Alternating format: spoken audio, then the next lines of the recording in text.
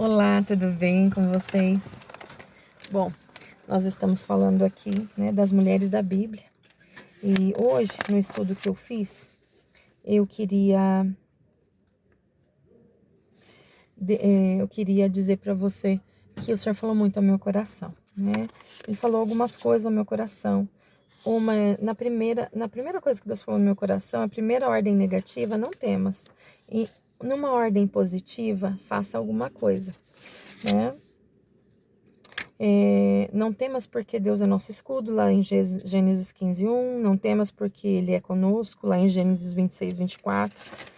Ele me faz lembrar de algumas pessoas invisíveis, assim como aquela moça, aquela menina que estava com Naamã, que teve uma história e um papel tão importante quanto ou mais de Naamã, porque a história dela marca muito as nossas vidas. Mas hoje eu quero falar sobre Agar, uma mulher que é egípcia, bem provavelmente, né? O pano de fundo vai dizer isso aqui.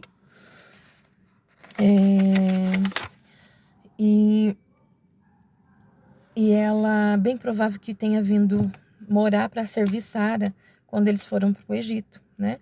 Há algumas especulações, algumas hipóteses que Agar foi um nome dado por Abraão, né? Para Agar. E ela veio para servir. E as mulheres daquela época sabiam que em algum momento elas poderiam servir de todas as formas, né, se fosse necessário. Quando uma mãe de família era estéril, tinha uma lei que garantia isso lá nas tábuas de Uri e de Nuzi, né, para comprovar isso. Era a lei da época, e se a mãe fosse estéril, poderia pedir para a serva se deitar com o senhor da casa, né? E esse foi o cenário, né? E Agar aparece na história da Bíblia por conta da história de Abraão e de Sara, que são denominados o pai e a mãe da fé. E que tentaram, né? De uma família muito boa, Sara vinha, ela era considerada, até pelo nome dela, era princesa, né? Era de uma família muito boa e eles são considerados os pais da fé. Mas eu quero falar de Agar, que eu acredito que se você olhar essa história desse parâmetro, você vai chegar nessa conclusão como eu cheguei, né? Apesar de Abraão e de Sara serem os pais da fé, quem teve um papel muito importante nesse sentido foi Agar, né? Porque ela obedeceu mesmo. Tudo que o anjo do Senhor apareceu para ela e disse, né? Mas como todo ser humano também tinha os seus defeitos. Mas pensa você, né? Muitas vezes nós como esposos, como família, nós olhamos como família mesmo. E a gente olha para o outro com o nosso olhar. Por quê? Porque geralmente nós vamos falar acerca daquela nossa realidade, daquilo que nós sentimos, daquilo que nós somos, que nós cremos, certo? No caso ali, Sara era a dona da casa. Agar estava vindo para servir, certo? Então ela pede, né, conversa com Abraão diante da agonia de ser estéril, e ela conversa e quer dar uma ajuda para Deus. E pede para Abraão então se deitar com Agar para ter um filho, né? E quando ela faz isso, ela traz uma confusão terrível para dentro da casa dela. Por quê, gente? Porque Deus perdoa o pecado, mas a consequência ela fica e ela espalha para tudo quanto é lado. Então, primeira lição que eu vejo aqui para nós que aconselhamos pessoas e vivemos com pessoas, nós precisamos ouvir as pessoas. E cada uma tem uma verdade, cada uma tem uma sensibilidade, cada uma tem né, onde dói, né? E nós não podemos ser partidários.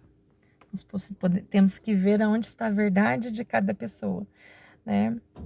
E aqui nós estamos falando de uma mulher que não tinha ninguém pelo jeito, né? Ela foi lá para servir e de repente ela tem que fazer esse papel de se deitar com o marido da Sara. E quando isso acontece, na época ainda era Sarai, né? E quando isso acontece, quando ela concebe o filho, né? Elas se estranham lá, né? Elas se estranham quando ela concebe o filho. Que ela concebe quando foi gerado esse filho nela, né? Quando ela entende que está grávida. E daí, por alguma atitude muito estranha de Agar, a Sara se sente afrontada e vai falar com Abraão. E Abraão fala, ela já está sobre as suas mãos, faça com ela o que você bem quiser, né? E essa parte está lá em Gênesis 16, de 4 a 6. E Agar, com muito medo de Sara, porque ela sabia que ela tinha provocado algo, né, em Sara, ela ficou com medo da sua senhora, então ela fugiu para o deserto grávida. Quando ela chega perto de um poço, um anjo aparece para ela e diz para ela voltar e se humilhar para sua senhora. Olha só que situação, gente. Ai, porque fulano é assim, ai, porque ciclano é assado. Mas a gente vai perceber aqui que Deus fala com tanto com um quanto com o outro. Deus é Deus do bom, né? Que a gente entende como filho de Deus, mas Deus também é Deus daquele que talvez não fique claro para a gente se era cristã, né? Agar não fica claro para a gente sabe que Deus usou anjos para falar com ela e intervir na história dela. Deus conhecia os corações, entende? Deus trata cada um na sua individualidade. E ali ela volta, ela obedece, gente. Com tudo que foi confronto dentro dela, imagina, deve ter passado um turbilhão de situações. Tinha acabado de sair e de repente o anjo vai lá e fala: ó, volta lá, tá? E se humilha. E daí, gente, Deus queria que ela se humilhasse, que ela passasse. Não, Deus estava provando a obediência do coração de Agar. E a mulher que cai de paraquedas no cenário da história de Abraão e de Sara, começa a ter, então, um papel de fé e de obediência, gente, né? Ela não tentou dar um jeito, ela obedeceu imediatamente, né? E muitas vezes nós não falamos disso. Por quê? Porque ela era uma excluída da sociedade. Pensa, ela era escrava, porque a Bíblia diz: o filho da livre e o filho da escrava, né? Então, uma escrava, né, que ela não tinha certeza do seu futuro, né? O anjo aparece para ela, fala para ela voltar e diz para ela: a sua descendência também será muito numerosa. Eu sou contigo, né? E daí, lá em Gênesis 16, de 7 a 13, você pode conferir isso também. E aí ela volta e aí ela dá a luz a Ismael, né, a Ismael. O que que acontece? Depois Sara vem e engravida. E quando Isaac desmama, Ismael zomba de Isaac. E a Sara vê. E quando a Sara vê, ela vai de novo para Abraão. E daí Abraão fica muito irado e manda Ismael e Agar embora. Lá em Gênesis 21, de 9 a 10. Só que Abraão ficou muito triste, porque ele era pai dos dois. E havia uma lei que dizia para os pais que se a mulher concebesse e desse à luz um filho depois que teve filho com a escrava, ele teria que cuidar dos dois. Só que daí o que acontece? Depois que ele tinha mandado embora, que ele já tinha dado a palavra dele, né? Em Gênesis 21, de 12 a 13, Deus fala com Abraão, né? Que ele podia ficar tranquilo, que Deus ia cuidar, né? Que ele não precisava, podia se manter firme na decisão e ouvir Sara, que ele ia cuidar, né, da geração. E Agar então pega suas coisas e vai dizer lá que sai com um odre de água e alguma coisinha de mantimento, né? E despede ela. E aí, queridos, ela vai pro deserto. E imagina tudo que essa mulher passou com esse filho no braço.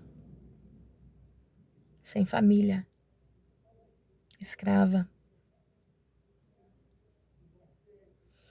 E ela deixa Ismael num canto e sai de perto de medo de ver. Ele não queria ver ele morrer. Ela achava que eles iam morrer no deserto. E mais uma vez, Agar achou que ia morrer no deserto. E mais uma vez, Deus vem e fala com ela. Fala para ela levantar de onde ela estava, pegar Ismael, que Ismael seria agraciado e a sua descendente seria grande. E ele mostra um poço, eles vão lá e bebem água. E com certeza as outras provisões também vieram. Porque depois a Bíblia vai dizer que ele se tornou um grande guerreiro, né? Um flecheiro, em algumas traduções. E aí, lá em Gênesis 21, 19, vai dizer que Ismael cresceu em Parã, né? E aqui fica claro a salvação por mérito humano e a salvação por meio da fé. Queridos, a salvação por meio da fé nessa história foi de Agar. Porque Abraão e Sara, eles erraram. Eles tentaram dar um jeito. Eles,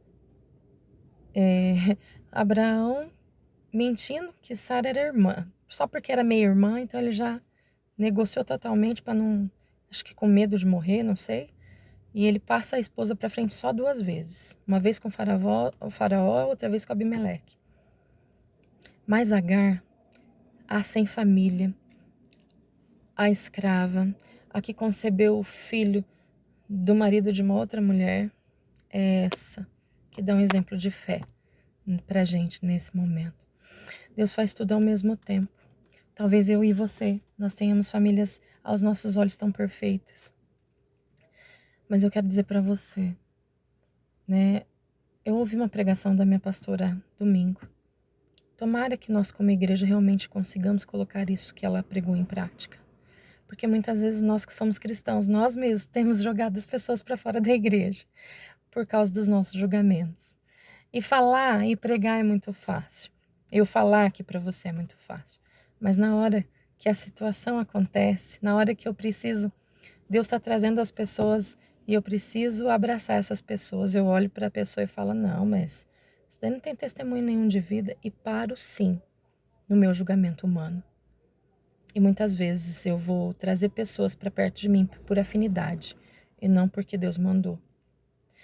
Porque nós não temos mais nem o hábito de orar e buscar as respostas como éramos antes. Então, queridos, nesta tarde eu quero dizer para você, se renda ao Senhor. Tenha um olhar de compaixão pelas vidas, né? Eu não sei em que posição você está, mas seja lá qual posição seja. Um patrão meu, muito querido, muito amado do meu coração, sempre que eu vou orar, eu coloco ele nas minhas orações. Eu digo para você assim, ele dizia para mim assim, eu andava com ele, ele falava assim, olha lá, deve ser um pobre naquele carro. Eu falei, por que você está falando isso? Aí ele falava assim, olha só como ele está acelerando, né? Deixa ele passar.